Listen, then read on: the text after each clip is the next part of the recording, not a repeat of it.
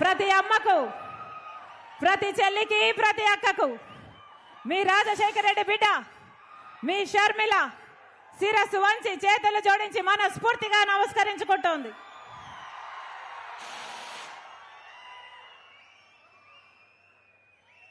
నేను రాజశేఖర రెడ్డి బిడ్డను.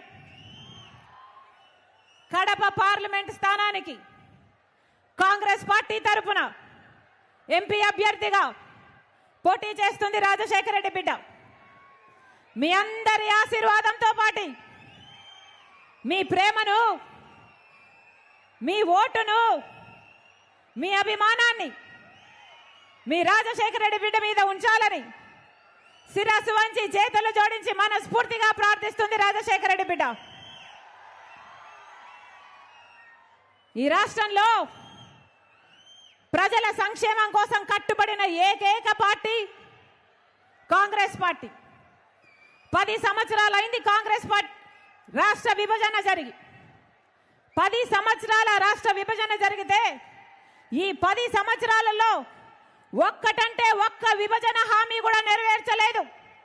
ఇప్పుడున్న పాలక పక్షమైన ప్రతిపక్షమైన బీజేపీ పార్టీ అయినా, ఏ బీజేపీ పార్టీ అయితే 10 సంవత్సరాలుగా ఆంధ్ర రాష్ట్రానికి వెన్నుపోటు పొడుస్తూనే ఉందో అదే బీజేపీ పార్టీకి పొత్తు పెట్టుకున్నాడు చంద్రబాబు గారు. అదే బీజేపీ పార్టీతో తొత్తయ్యాడు జగన్మోహన్ రెడ్డి గారు. వాస్తవం కాదా? ప్రత్యేక హోదా వచ్చిందా? పోలవరం ప్రాజెక్ట్ వచ్చిందా? రాజధాని వచ్చిందా? కడప స్టీల్ ఫ్యాక్టరీ వచ్చిందా? మరి ఎందుకు పొత్తు పెట్టుకున్నాడు చంద్రబాబు గారు? మరి ఎందుకు తొత్తయ్యాడు జగన్మోహన్ రెడ్డి గారు? వాళ్ళ స్వప్రయోజనాల కోసం ఆంధ్ర రాష్ట్ర ప్రజల హక్కులు మొత్తము తాకట్టు పెట్టారు బీజేపీ పార్టీ. అందుకే చెప్తున్నాం, ఈసారి బుద్ధి చెప్పాల్సిన సమయం వచ్చింది. అంతేకాదు, జగన్మోహన్ రెడ్డి గారు ముఖ్యమంత్రిగా 5 సంవత్సరాలుగా ఉన్నారు. మరి 5 సంవత్సరాలలో ఇచ్చిన ఒక్క వాగ్దానమైనా నిలబెట్టుకున్నాడా జగన్మోహన్ రెడ్డి గారు? బీజేపీ పార్టీ మెడలు వంచి ప్రత్యేక హోదా తెస్తానన్నాడు జగన్మోహన్ రెడ్డి గారు. వచ్చిందా అన్నా? వచ్చిందా? రాజధాని వచ్చిందా? అందరికీ అన్నీ ఉన్నాయే. హైదరాబాద్ ఉంది, చెన్నై ఉంది, బెంగళూరు ఉంది. మనకేముందన్నా? మనకేముంది? చేతిలో చిప్ ఉంది,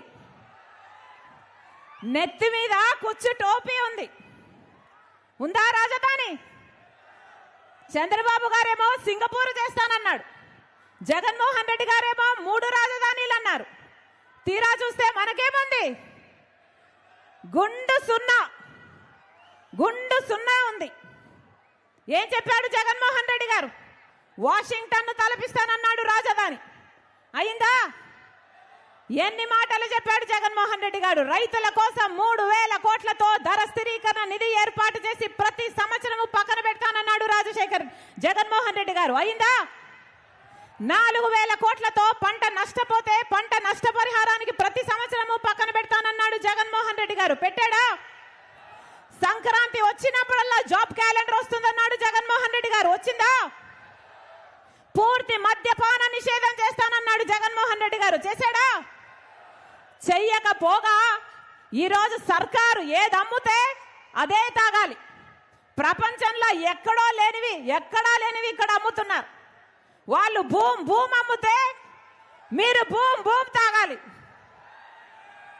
వాళ్ళు 3 క్యాపిటల్ అమ్ముతే